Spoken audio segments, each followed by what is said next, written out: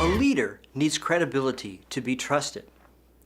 While you are human and will make mistakes, it is a trait of preeminent leaders to think ahead and do continuous scenario planning.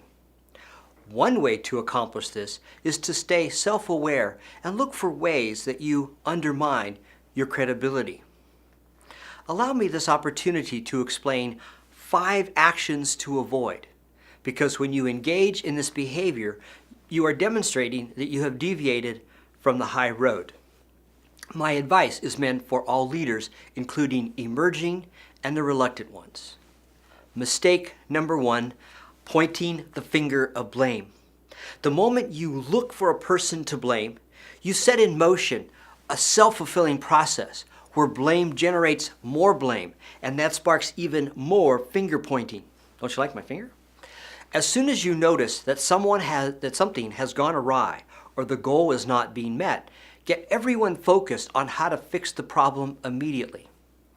People's natural tendency when this happens is to engage in STP while seeking a scapegoat. By the way, STP means shield thy posterior. Now, once STP is allowed to happen, nothing beneficial will take place. One of my role model leaders likes to start a problem-solving session by saying, "It is my fault. What can we do to fix this?" She says this even when she was not involved. For those around her, this action releases tension and ends the worry that the finger of blame will be pointed at you.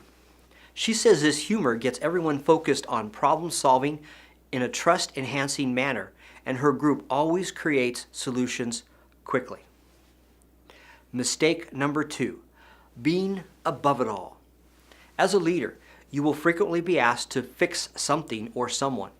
However, there is a clear difference between empowering people to create a solution and acting aloof.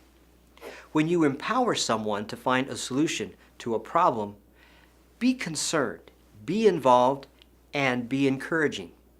Frequently follow up with the person to see how the solution is being carried out.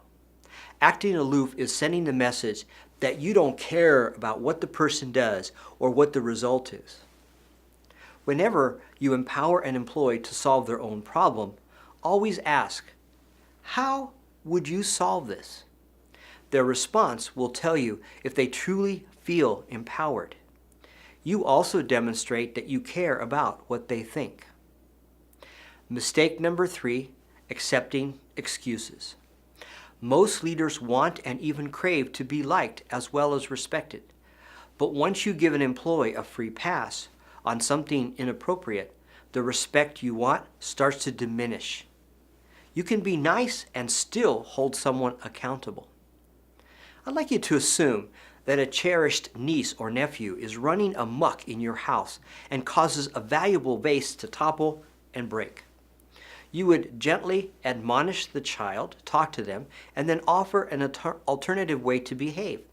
With love in your heart, you might lay down a new ground rule for them to observe whenever they visit so that this won't happen again.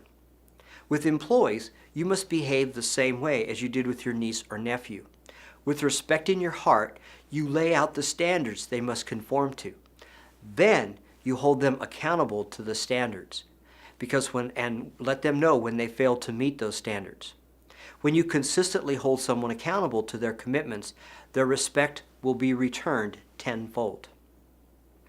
Mistake number 4, not being an equal partner.